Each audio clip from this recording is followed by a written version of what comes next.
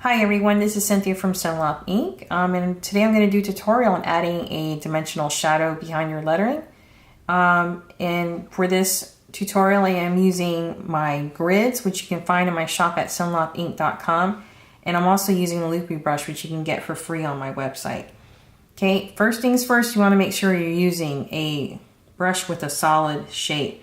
Nothing that has like a low opacity. You can, but once I show you, you'll be more clear, but you'll have to do a little more cleanup at the end. Next you want to, I've already written my word here, so I'm going to go ahead and duplicate it once more, and actually let me go ahead and recolor those to black. Okay, and I'm going to unlock them there, and I'm going to come to my middle layer here.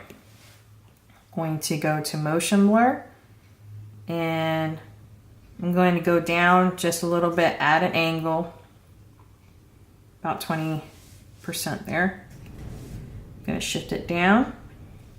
I like to put it on freeform just so I can move it a little bit more easily, because sometimes the magnetic doesn't quite get it where I want.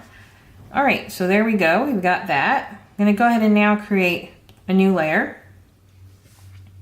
Select that layer that I just applied the motion blur to by tapping on it once. Select, go back to the new layer that I created, that's blank. Go ahead and close that out. I'm still using my loopy brush. I'm on black, and I just basically enlarged it to the largest brush setting, okay? And now I'm going over everything. And again, make sure you're doing this on the layer above the motion blur that you created. All right, so there we go. We created that shadow, so I can go ahead and delete that because I don't need the motion blur layer anymore. And I'm actually now going to turn off the selection so it's no longer active. And I just want to shift this down a little bit because it didn't quite match up all the way. Okay. All right, so now I have that where I like. I'm actually going to go ahead and recolor this. I'm going to make it just a darker shade of my top layer. So color drop, slide all the way to the right, and there we go. So there you go. You have a shadow basically making it look more dimensional.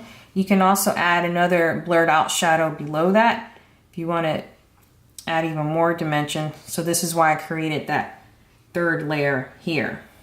So I'm going to take that layer, and I'm going to show you how to do that next. I'm going to bring that down, go up here, select the blur, and let's see here. I'm going to go about 16% there. Bring it down just a smidge more. Okay, let me turn my grids off there. Okay, so you can keep that as is if you want it a bit darker. I like to turn it down a bit. So I just tap on here, go to my blend modes here, and I keep on clicking it.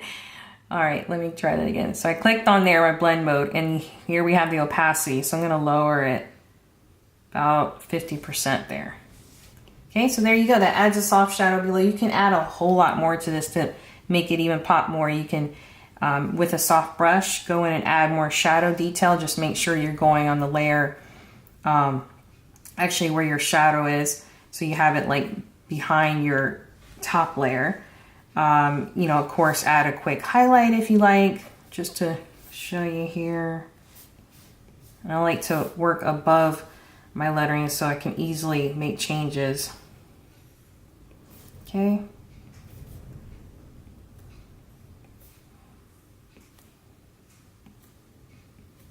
Real quick because I'm trying to do this quickly here. All right, there you go. Just to give you a general idea. So just play around with it. Hopefully this little quick tip will have you add a little more interest to your lettering. Again, you can find the brush that I'm using here on my website at cynlopinc.com along with a whole lot more. Thank you so much for watching today.